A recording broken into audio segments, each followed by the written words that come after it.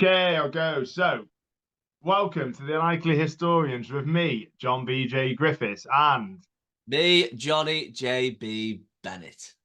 we're back with a bang, a literal bang. We're doing the Battle of Hastings. Oh, what a hell of a Big one. topic this is. It's one of the biggest in history. Yeah, absolutely. Absolutely. I think this is even bigger than, I don't know, the royal family. Oh yeah, God, this shit's all over them. Massively They so.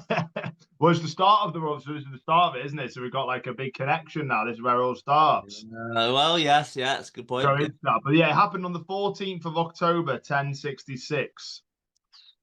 So this month, about 12 days ago. Yeah, at 9 a.m. Yeah, that's it. Kickoff. Well done. Yeah, right, approximately. Yeah, about that time. So what we're gonna do today, guys, we're gonna do again. We're gonna paint the picture. We're gonna get you inside. I mean, this. I'm gonna not gonna lie to you now. This is gonna be the most in-depth podcast we've done to date. This Yeah. is going to be mega, and I've really dialed in because it's one of my. I love this period. This is medieval history. This is my thing. This is my period. I mean, I'm all over medieval stuff. I'm so passionate about it. I can't even tell you. Yeah, oh, So yeah. You just don't when I'm stop on talking this, about I'm it, to be making honest. notes. It's just boom, boom, boom, boom, boom, medieval. We're talking crossbows, we're talking arrows, we're talking blood, we're talking, fury. Oh, I mean, it goes off brutality on the scale you can't even comprehend. So we're going to go into it. So I'm going to paint the picture. JB's going to do he's going to do the wild card moment. So don't forget that we've got to have a big one. I mean, oh yeah. yeah, There's a lot of things that I could have chosen from on this one actually, but I think this one has been, it might be a little bit of a calmer one, I think, with the wild card oh, moment, but it's something that I found extremely interesting, and the theories behind it. Also, I have got a little bit of a backup that's a bit of a crazy one, so yeah, we'll go from there. what do you mean a backup? Oh, backup, it's going to shock the world. Oh, oh, you got a backup. What, like a backup wild card? A backup wildcard moment, because I'm going to go through the proper one. I'll be like, really interesting thing. And then all of a sudden, I'm going to blow this out of the water. If I'm honest, I think we'll go viral on one sentence. Oh my Seriously, God. seriously now. So yeah, I mean, as I said, so we've got a little forward out. So what we're going to do, we're going to go into this. We're going to go. I'm going to take you through the different stages because what we're focusing on here, everyone. So we're going to do a little bit sort of like just after and kind of just before, very small bits and that because I want us to do actual podcasts on those bits as well. Because obviously the aftermath of the Battle of Hastings is a podcast on its own, and also the build up to the Battle of Hastings is a hell of a pod. I mean that's an even bigger. I mean that for me that's such a great podcast as well that we've got coming. So yeah, this one's going to just center on the battle itself. We're going to really dig into the actual what happened in the battle and just a tiny bit about after and before, so he kind of gives you a bit of perspective on it. Yeah. So early morning of 14 October 1066, two powerful armies prepare for battle. Now the Powerful, I big think, one is I'm a going bit to of an shock you. understatement. It's the Battle of Battles, Oh, yeah. and I'm going to give you a bit of a shock here. It wasn't in Hastings. Nope. It was Crazy. 7 miles from Hastings in a place called Joe JV. He fell down. The place called Battle. I mean, imagine. I mean, obviously it got called. I mean, they can imagine it was actually called Battle originally. I mean, that would have been hilarious, wouldn't it? Yes. And that would have been a lot of confusion actually as well. Right, we'll see you in battle. Right, I know we're having a battle. I know this is happening. Yeah, but where are we actually meeting for it? Oh no, I will see you at battle. Yeah. Again, I know At we're having a battle. battle here. Yeah, but I need to know where we're meeting. Oh, so this could be endless. So Like, that come could on, be you yellow belly. Where are we going to meet? the last time we're meeting in battle. For the last time, I know this is a battle. We need to find where. Okay, well, we won't linger on that. I could go on for long. I could go on as long as the battle. So King Harold Godwinson, he has the high ground.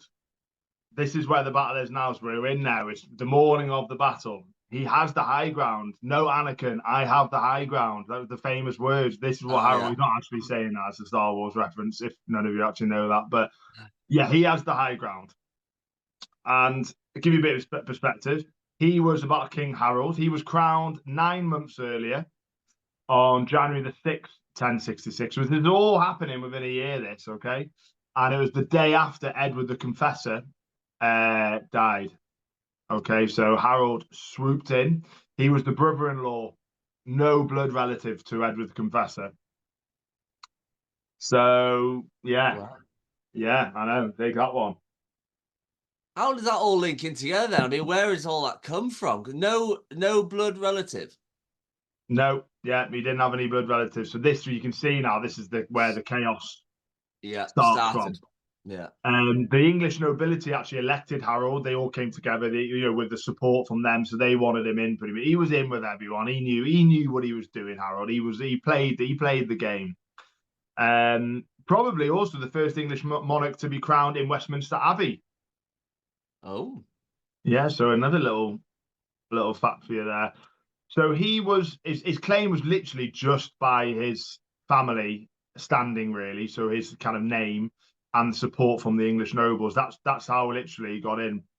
And he said, Harold, that Edward on his dying wish was that Harold would become king. But only Okay. Harold heard this. Right. Yeah. One of them is it. Yeah, it's a bit of a Game of Thrones kind of Oh, situation. just think of that actually. Get absolutely just think of that. Fantastic series. Even House better of book. Dragon.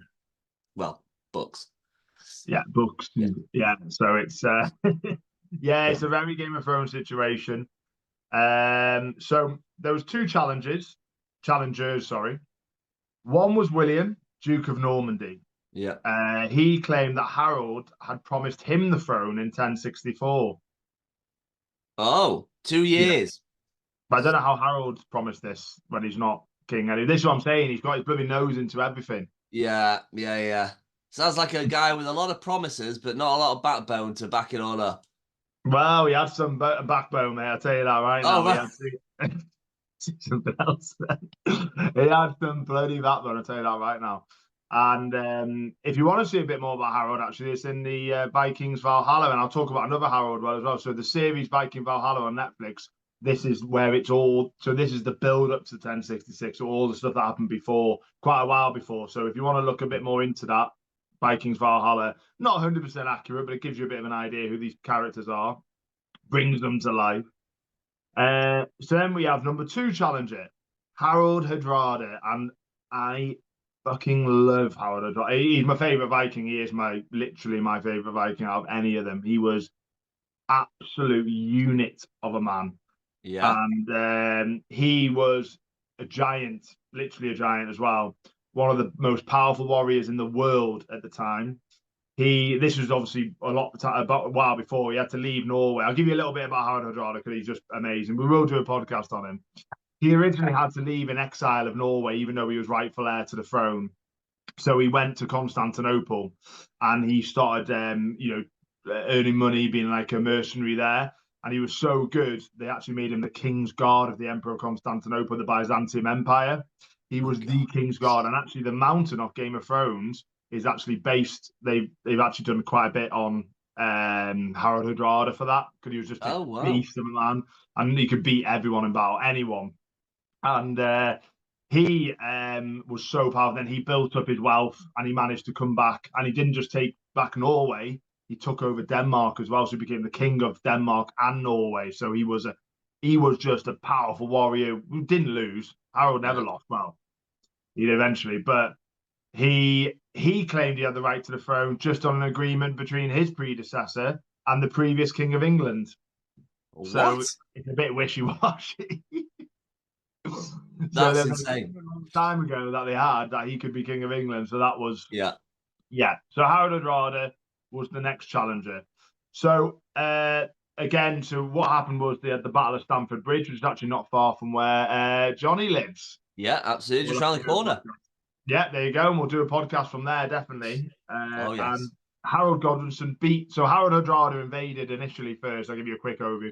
He invaded at first and he won his battle up north. And then he pretty much the Vikings we're going to do a whole podcast. I'm not going to go into it. Pretty much the Vikings got hammered the night of the battle because they won it, battered the English, easy work. let's get hammered, let's do loads of mushrooms. And they did all that. Then the next day, Harold Godwinson turned up with all of his troops because they ran, obviously, they heard about them invading, went up to north, Yeah. surprised them. Very quick tactic because they couldn't face them full on, let's be honest. They ain't facing Harold Hardrada when he's fresh.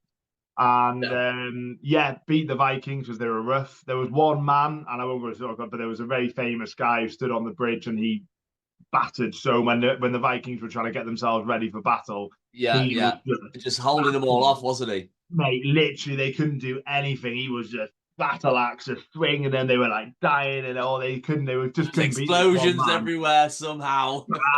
Like four. He was literally like four, mate, just smashing people out of the way. And then obviously they sailed a little boat underneath him, and then they went piked up him, and then they killed him in the end. Close battle, but yeah, Harold did get killed in the battle. They lost the war, but that was actually the end of the Vikings, really, as a real powerful force, ever, for good, really. After that, that was the last. They went from being bloody king of Norway, Denmark, to bloody disappearing. But we will go into. We'll cover that. We'll definitely cover that. That's a little overview quickly, so you get who Harold Hardrada was. Yeah. So, okay, back to our main story. So those were the two challenges. So again, you've learned that now. Harold won the battle in Stamford Bridge. Yeah. And then Harold gets the word. William has just crossed. I mean, the timing is unbelievable, this straight away. So William has turned up in the south, obviously from France. So he has to go, oh my God, now I've got to go down south. So then he gets the troops, they round up, hammer it down. They were averaging, according to some of the statistics on there, they were averaging 25 miles a day. Yeah, that's it. Yeah. That is insane. Speed. To say they were in bloody armor, they're doing that on foot through horrendous conditions, just trench foot going on everywhere. Like awful. 25 miles a day. Yeah, I know. It's insane, isn't it? These people were unit. And the fact is, what you'll learn about the battle and all that now, but I'm going to tell you one thing to take away from this battle. These Saxons, Anglo-Saxons, were beasts. Because for them to go up north and beat the Vikings and then come back down south quickly and, battle William and take him the longest battle in history in a very evenly matched battle. Well, they reckon the longest battle of that period. It's insane, like insane. And they were really good troops, you know what I mean? Insane troops. And, for the guy that's just been king since the beginning of the year, to be battling like that for him, must have liked him. Yeah. Oh, yeah, absolutely. They believed in him. Believed in what he stood for. Absolutely. Must have done. So, and I'm pro. I'm a Harold. I love it. I'm pro Harold. I can't stand William the Conqueror. So yeah, William's troops were crossed, and so by the end of this, I'll give you a little overview. By the end of this battle, thousands were dead, and obviously William won the battle, and that sent him closer to the throne of England. Yeah. So yeah, we'll talk a little bit about the eve of the battle now. So just the night before. So this was the 13th of October. So they got their kind of positions. They'd all like kind of obviously, they always have a night before. You don't just turn up pretty much and go, right, let's go. It's quite organized battles like that back then. William had a slight, I'd say, an advantage because he had been there for 2 weeks already. Yeah. So and he had more men, didn't he? They don't know. There's not. He could have, because he got people from France. He got people from Brittany, soldiers. He picked up to take with him. They don't know really the kind of thing. They reckon it probably might have been quite evenly matched. Maybe some more from William, but they reckon because Harold, obviously, when they were coming down quite fast, they reckon he didn't have enough time to get all the troops. But he did stop in London quickly to get some troops, so he did have some more on the way down. So some backup, maybe some more, but nothing hugely significant. I think they reckon it was about 5,000 to 7,000 troops each side around there, which was quite big for the time. Right. Oh, okay. Yeah, so that was the reckon about that. So yeah, like we said, he just defeated Harold Hardrada on the 25th of September. So you can see how quick that's literally 3 weeks behind. Yeah. After defeating Harold, so you can imagine they're on a high. So this is the big one. We talk about sources. How do we actually know? We've said this, haven't we, in the podcast before? It's quite hard to get sources back then because it's, this time frame, very difficult. Yeah. It's hard. So we've got two main sources. We've got the Bio Tapestry, which you can obviously still see now Yeah. in Bio. So that's an amazing tapestry, which actually does the work up to the battle as well. And it gives the whole story in a tapestry. So you can actually see that, like I said, that does the whole thing. And also the second one, William of Poitiers. Oh, And he what was the hell? I can't stop saying it. I was reading the notes of that. Poitiers. He's a Norman soldier, and he was William. Then he became William's chaplain as well. So, and this was written in. So he wrote it in the Deeds of William in 1071. So it's not that long after, because sometimes we find sources and they're written about 30, 40 years after a battle. Yeah, and really, with anything written, I'd say even 10 years after an event, how actually accurate is that? And Exactly. I'm very, I'm a firm believer of that across the board with everything and anything. It needs to be written pretty quickly. Yeah, quick time. Yeah. Yeah. Snap.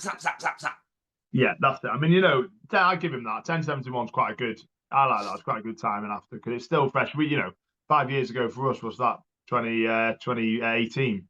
I remember what I did So last it's year. not. 5 years terrible. Yeah, 2019 just before. So yeah, sorry, we've got 2024 now, aren't we? God, man, going too quick these years. So yeah, Retirement he next. but the thing is, in William of Poitiers, which is a little bit takes the sting out of it a little bit. He didn't fight, but knew people who did. So it's a bit like me going, "Oh, where did you fight there? Did you? Oh yeah, okay. What happened? Right. Well, so all that kind of thing. So he wasn't actually there, but I can imagine he would have known a lot of soldiers and all that. So I can imagine it's not bad.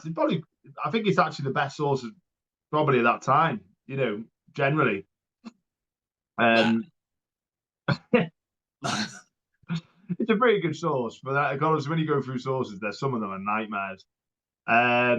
So the bio tapestry obviously brings it to life, which is so unique about it, because you actually see the stuff on the tapestry actually happening. Yeah. It covers events from 1064, so it actually goes back to the end of the battle.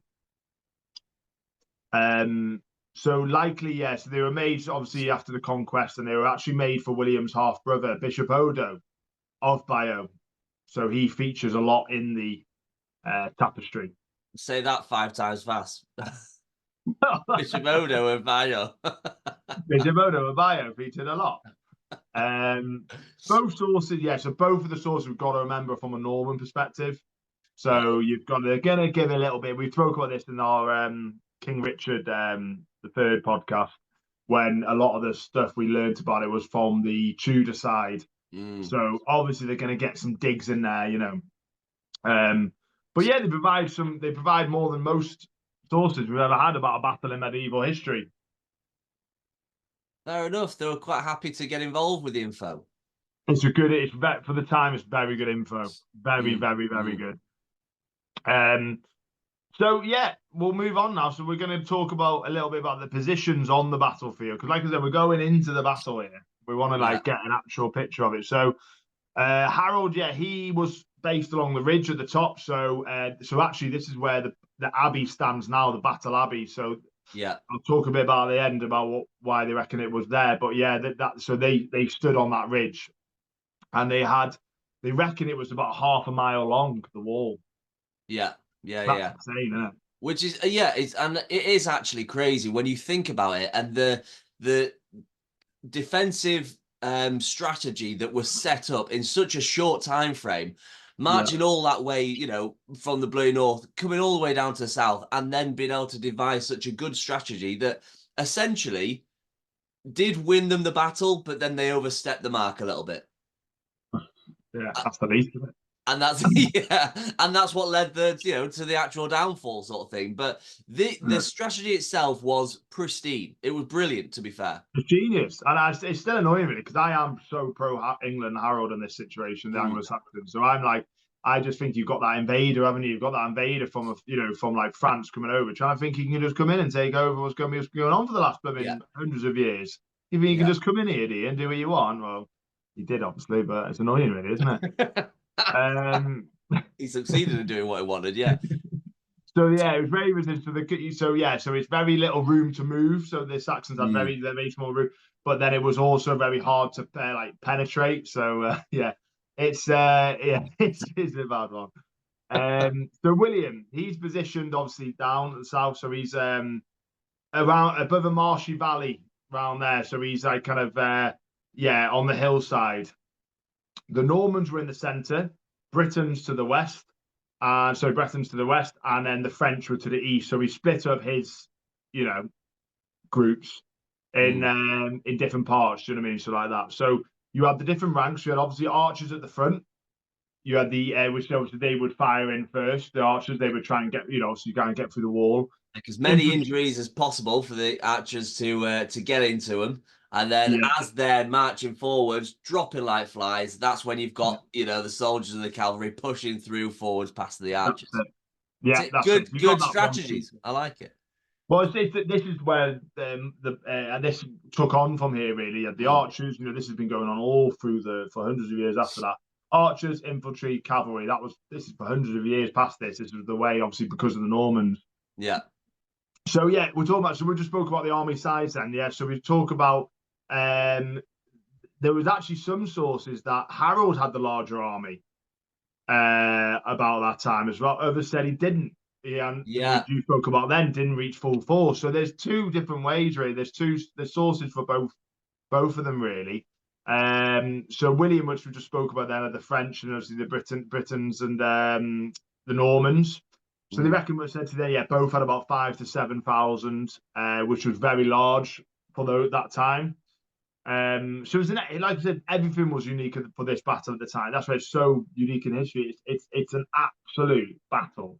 I know I Yeah. say, but I mean this is epic. You know This what is I a mean? full war zone. This is. This It's is epic. crackers. Yeah. Yeah, this is nuts. This is really, really, really fierce and bloody and brutal. Really, I mean, it really. There's no other ways to say it. So talking about what they wore in battle, so both were equipped obviously with horses, had helmets, chainmail armor, shields, swords, bows. So they all had this equal. But the Normans had crossbows, which caused absolute chaos. Yeah. You Yeah, know what that is? that's the just crossbows are a lot more powerful. Yeah, They've got a lot more to them. However, they're a much slower weapon to use, I believe. I mean, I've not had experience in a crossbow, but yeah, with a bow and arrow, it's just like a size, yeah. Legolas, Legolas. Legolas, Legolas. That's Yeah, exactly, yeah, yeah. That's it. Yeah, it's much But more mobile. that exact very mobile, piece of equipment. But with a crossbow, you're Yeah, pretty much snookered. It's a one sight.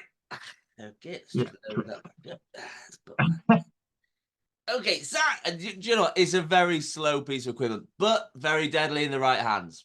Oh, if you go up to someone with a crossbow and you're just one on one with them and you just literally fire straight through them, they're gone. Straight through. Oh yeah, They're yeah, going to be going about 10 miles back that way or yeah. the Oh other yeah. way. Yeah, Left with a red raw hole. yeah, that boom, like that. Like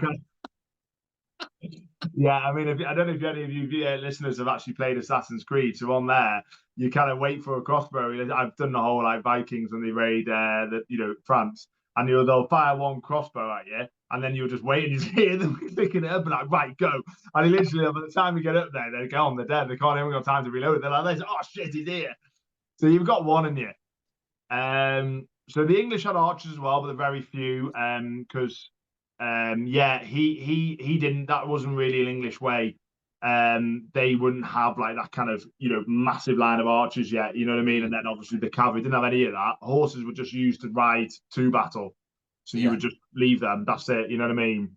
Which is So crazy because it's a massive advantage to have a horse in battle. cavalry is for Yeah. hundreds of years. It was the main way. Like they caused the English were famous for their cavalry for hundreds of years. Like this was it from the Normans' time. This was it. Mm, So yeah, the Normans would have had about 2,000 to 3,000 cavalry. yeah. Yeah, it's huge. And the English fought on foot all the time. But Harold had elite soldiers, and they were called housecarls, and they were absolute units with two-handed battle axes. So they would be chopping these horses. Oh yeah. They Yeah. were They're good. cutting them down like young birch trees. They were good. Nice. Yeah, Yeah. they were really good. So completely different military styles. This was one of completely two different styles meeting head on. Mm. And it's actually quite interesting because it was so close. You would normally, I would think as well, you'd go, oh, well, the Normans are just going to smash through this because you've got the cavalry, you've got the archers, you've got all the advancement. But then, no, not at all. The English were Yeah. really good warriors and held out. So again, yeah, so it's interesting. Yeah, so we'll go on to when the battle begins now. So we're going to about the start of the battle. So they've obviously all set up. You've spoken about them setting up where they are, what their actual armor is, what their weapons are. So yeah, the battle starts like about 9 a.m. and the trumpets start flying, blowing on each side. So this is it now. Can you imagine I thought you were going to say the trumpets start flying then. People are just chucking trumpets. Get them back! Right, blow your trumpet then, chuck it into them. Yeah, imagine that. People started using trumpets as weapons. It got so... The real reason why Harold died is a trumpet to the face. So yeah, so you got the trumpets going. So the English strategy, we're going to talk about their strategies now, what they were looking at. The English said, right, we've got the shield wall. We're going to just keep this going. We're going to, we've got the high ground. So they've got to get up this hill and they've got to come. So we're going to keep the shield and then we're just going to repel these attacks from the Normans. And when they get tired, we're going to come, run down the hill, sweep them down, finish them off.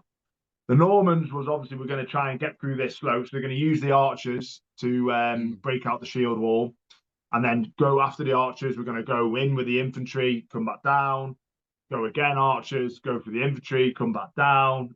That's the way we're going to do repeated assaults. And hopefully the line will break and then the cavalry will come in and just smash through. You know what I mean? Yeah. Yeah. So a little quote from William of Poitiers. It was a strange kind of battle.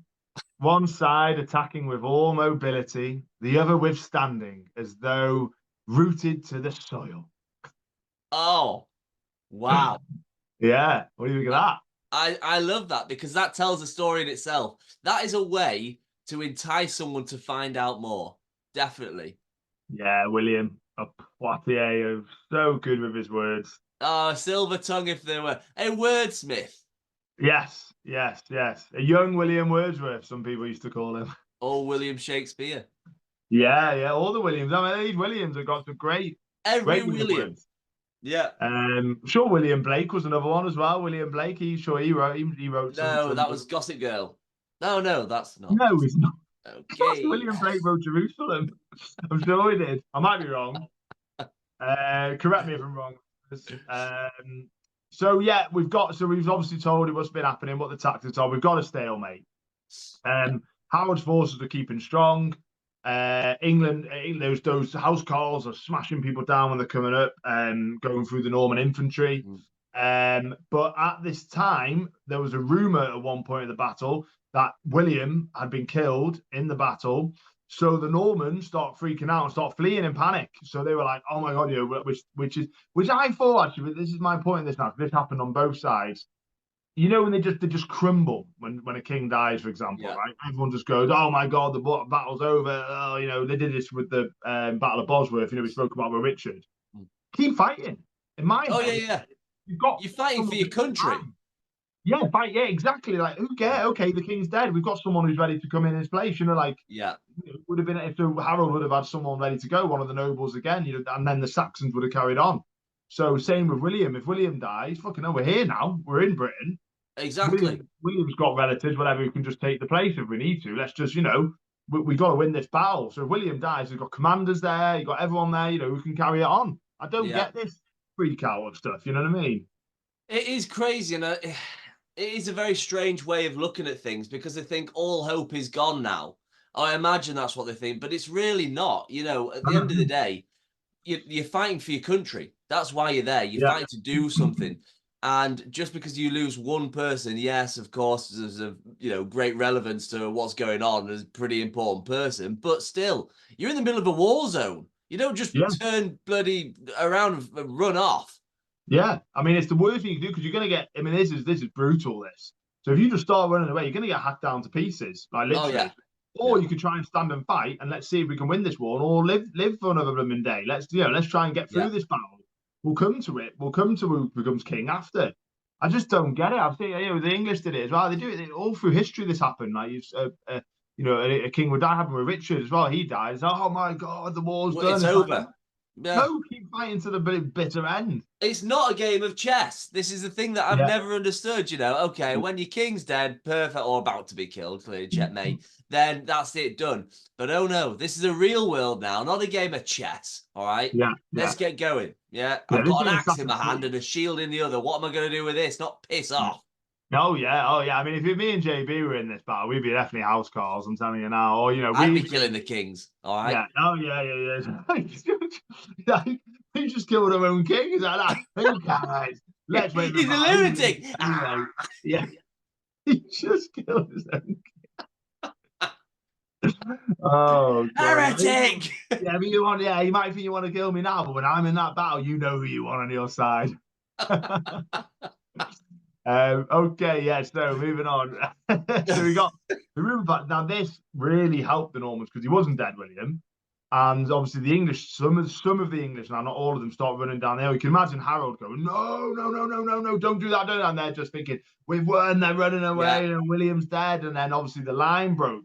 That's where everything went downhill. Until that point, my God, what a brilliant strategy! Fair play, nice one. You've done well. But also they started getting greedy. We're fucking winning after them. They started running, and that's it. Shit hit the fan. But go on. Yeah, we're gonna. So William's response. He's obviously not dead. He decides to take his helmet off, and he goes, "Hold on, this is the words, man. Look at me. I live, and with God's help, I shall conquer." So then they all start going, "Oh my God, he's alive!" And then they go right up the hill again, and then obviously that goes for it. So they counterattacked when they were coming down, surrounded these troops that came down the line, and just obliterated them, hacked them to pieces. You can imagine the change in momentum at this point now. Oh yeah, and this is the thing. A lot of people say that it was actually a ploy, a well-devised plan to say, right, let's pretend he's dead. The king's gone. It's nice. We're all going to retreat, run backwards, and then when they come down, that's when we're going to counterattack. That was a lot of the a potential plan that was set in place there. Let's fake that this is happening. Well, I think they had, I think that was possible after, not the first time. We're going to tell you why, because they started using this after they saw the success of it. Yeah. So what happened was they started seeing this going, because they were trying to attack the shield wall all day. Yeah. Nowhere. Then they started to realize, hold on a minute, I think it would have been possibly an accident this because they thought William was dead. Because that happened quite a lot in battles, kings they thought were dead. Yeah. And I think what's happened, they've just seen that, hold on a minute, wait a minute, they've just come down the hill now because they thought he was dead. Why don't we just keep doing this? So then they started doing these tricks. Yeah, running away, leaving mid battle, they started running down. So, but after that point, the English did hold strong again. It wasn't as easy as that. They didn't start all running down the hill, like they weren't falling for it pretty much. Yeah. So at this point now, this is the scene, right, the battle. So this is all day. This is literally the longest battle of this time, definitely. The hillside would have just been covered in bodies, arrows broken, weapons broken, blood everywhere. Soldiers are just exhausted, hungry. Remember, it's all day now. You're just fighting. Oh yeah. All day. No food or anything. Go and take a tea break. And I mean, I did think at one point actually, can they just do a thing like going? This happens sometimes in World War One, the famous Christmas Day thing. When they said, "Oh, can we stop Christmas Day today? Let's stop fighting football. Play football together." Couldn't they just go, guys? Lunchtime. Let's say it's 9. It started 1 o'clock. It's like, hold on. No. Right, we've got a load of archers over here, absolutely starving. Yeah, they have lads, been firing. I'm knackered. You know what the archers are like? They haven't got it in them to do the old all day. These archers, they're little guys, and they haven't got much strength. Not like the knights over there. You know what I mean? So can we just quick break? We've got some food we've been rustling up in the forest. Some pork pies in the back. Can we just quickly? I'm talking 10-15 minutes tea break. Then we're back in. Right, quickly, go. Yeah, I think that's going to be a good one. So even so obviously the opposite happened. Commanders were actually saying no, the opposite. Right, keep going. We don't stop. So William of Poitiers made an account again at this time.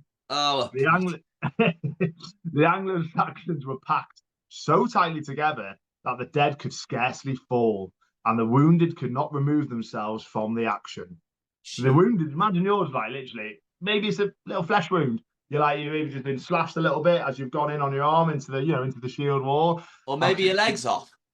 Maybe even worse. But I'm saying, let's say it's just a flesh wound. Like, oh god, just a little bit. Oh, a horse just tramples over you, and it's like, oh, now your ribs are broken. Everything else. Just need a bit of help going here. Now someone just puts their foot in your face. Oh, like this down, and then you go, and then we've got bodies. Then a For person's God's dead face sake! just goes. Straight next to you like that. Oh my god! And then you just getting trampled. Then you end up being really 6 feet under bodies. So you've gone from a flesh wound to being broken ribs and trampled by a horse. You've had a blooming dead body give you the fright of your life. You've just, Fright of your life. you've just had a bloody foot to the face. I mean, it's it's the least of your problems having a flesh wound. Bloody hell. So. Yeah, William is said to have actually 3 horses have been killed in the battle while he's been on them. Bloody hell. He's gone Where through does he 3 keep bloody getting these horses from? It's like, keep them going. Horse me! Horse! And it just goes okay. In the end, it just ran out. It's just like a donkey. I'm sorry, mate. We've just run out of all these horses, mate. He's got a pack of cows in the back. We've run out of horses, mate, but here's a cow. An absolute unstoppable dairy cow. Imagine the bull. Imagine the bull. He's like, William, and we know, and he just, I'll train any animal. We've got that point, so we're at stalemate here. Yeah.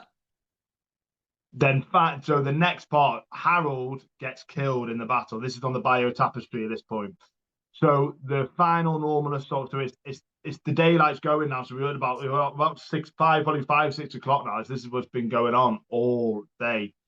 The Normans went for it. So it's so mad how this happened, how Harold got killed, and this was pretty much the Normans' final go of it.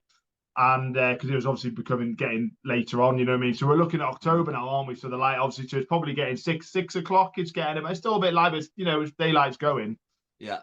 So yes, the Normans went for it. We're going for this now. Final push. We're going to get through this wall.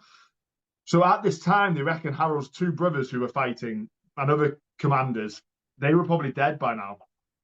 Yeah, they reckon they were dead. So it's pretty much Harold left, because obviously if Harold died, they probably could have carried on with the brothers. Yeah. Because it was literally, we said about this before.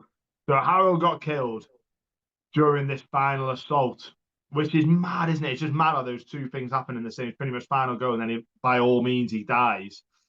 So there's 2 accounts of his death. So there's one from the Bayeux Tapestry, which is the famous arrow to the eye, and they show it in the tapestry.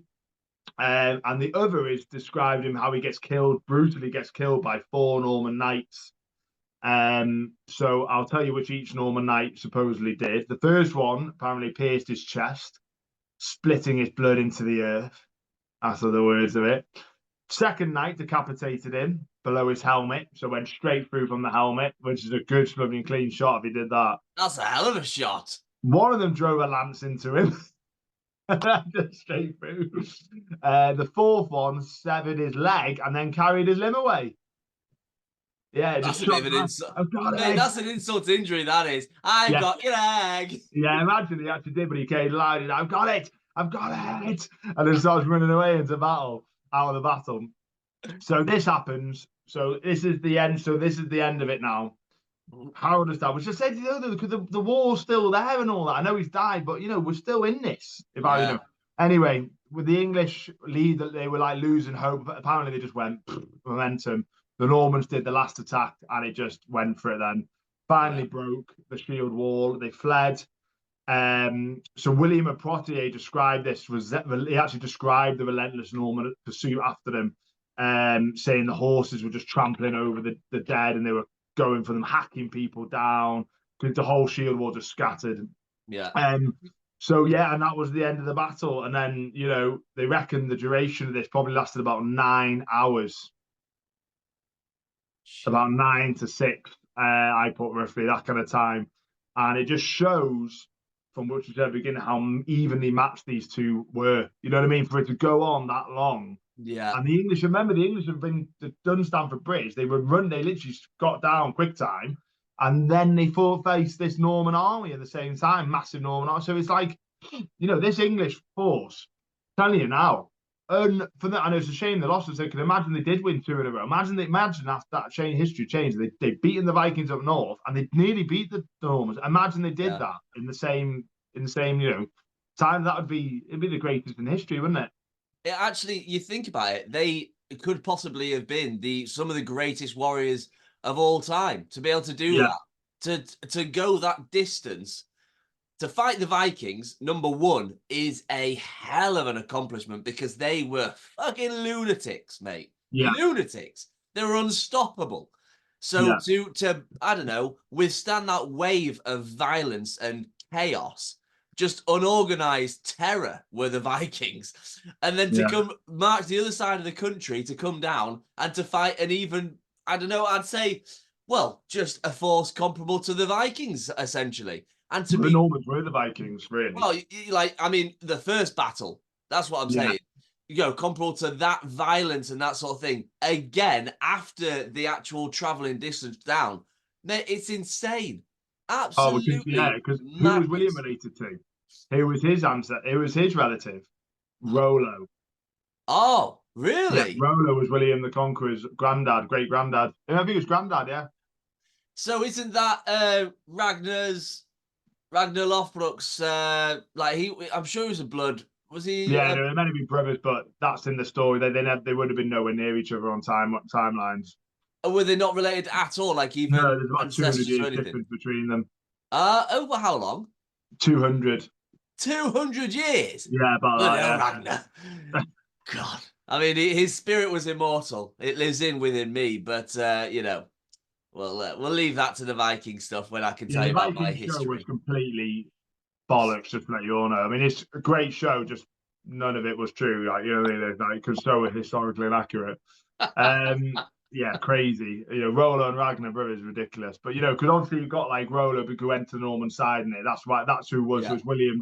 So William really to the Normans are Vikings, Northmen. That's where they are, yeah. So so the Vikings came down to Normandy, obviously Rollo, and they started the whole line from there. Oh my God. Yeah, the Normans were much different than the French. Yeah, a lot of people would actually just be like me. They've seen the Vikings and be like, "Oh, amazing!" So those two know each other, or the brother, whatever.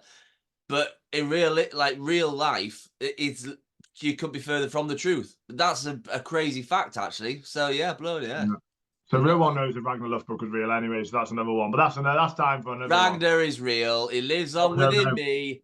I have got his blood within me and other things, but we don't enough of being Ragnar Lothbrok inside you, please. So have you seen my fantastic beard? Well, it's not really, but anyway, fake. It's actually guys the fake beard is not real. So yeah, the aftermath now.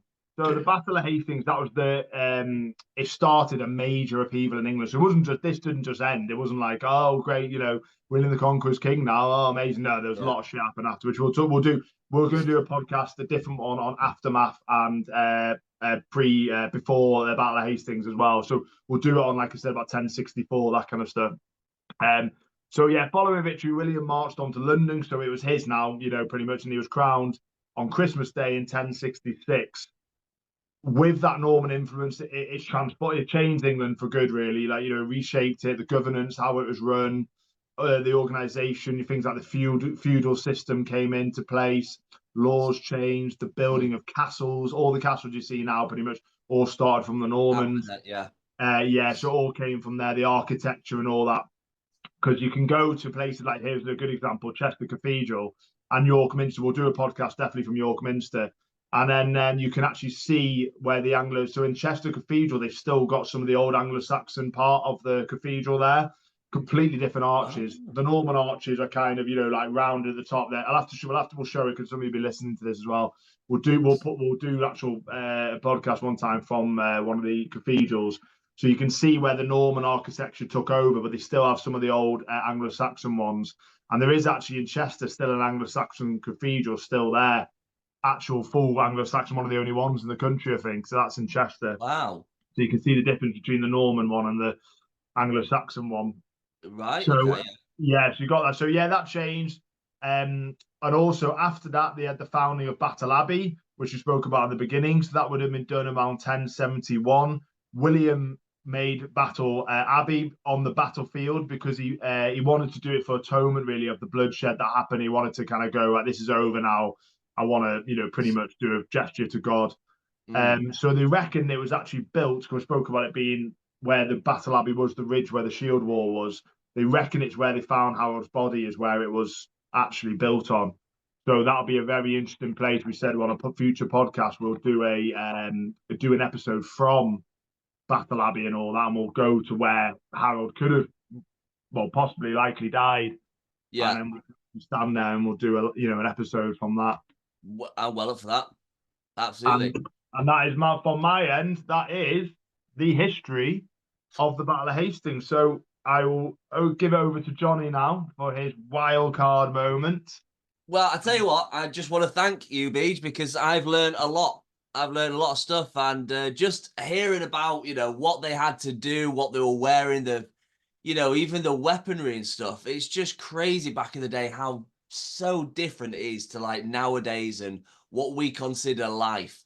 Do you know what I mean? Mm, It's just crazy differences. Yeah, of course, it was a different world back then, but just what these people actually had to go through.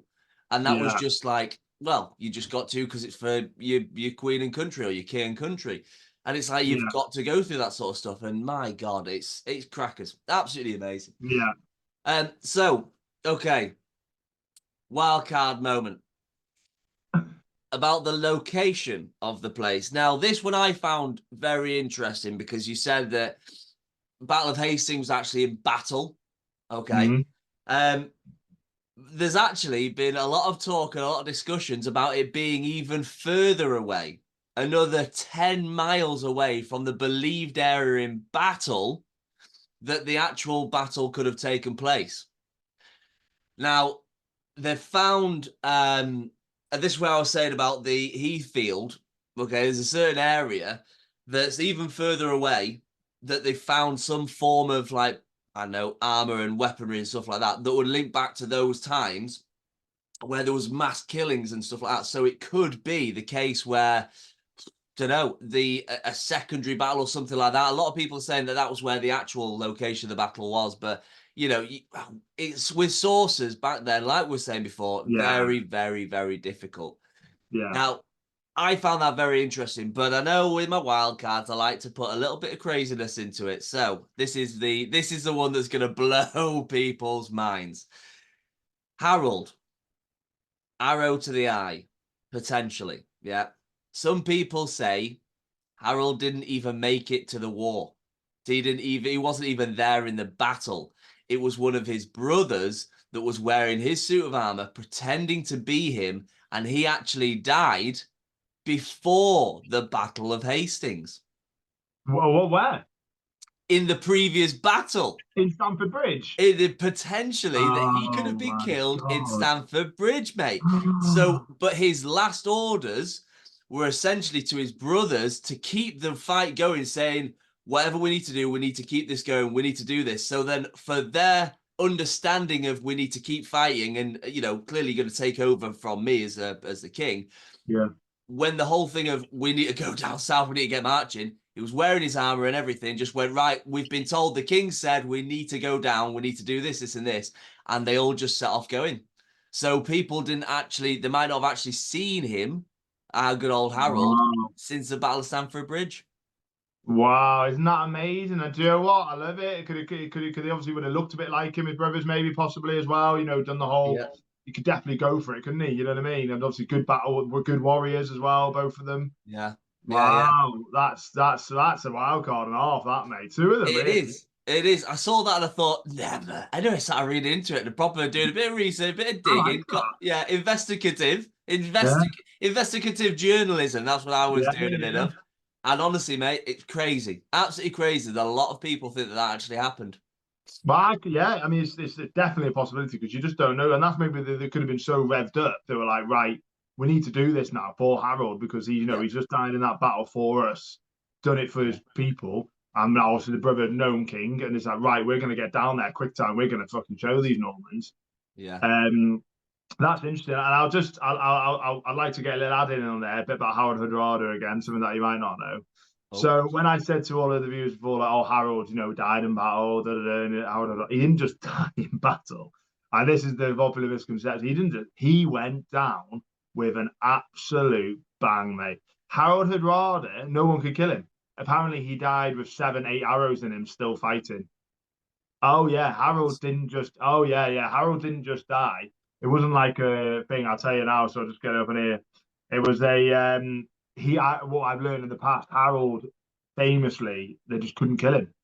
He was an animal, like an absolute animal, and he knew it was just him at the end. Do you know what I mean? He knew it was done, and he was like, no one's gonna kill me. Like, I'm gonna get on for you now. I'd rather.